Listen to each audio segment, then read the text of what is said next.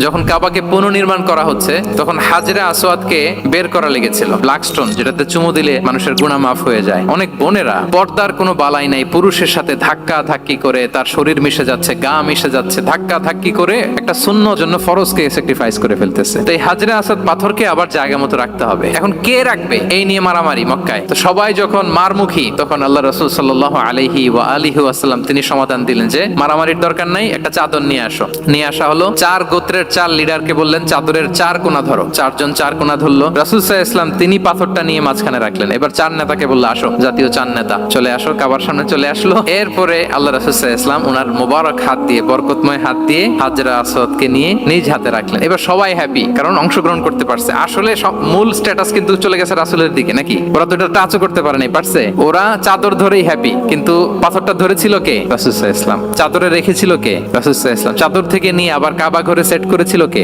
রাসূলুল্লাহ সাল্লাল্লাহু আলাইহি ওয়া আলিহি ওয়াসাল্লাম। এভাবে উনি কনফ্লিক্ট রিজলভ করতেন থ্রু হিজ উইজডম, ওনার প্রজ্ঞার মধ্য দিয়ে।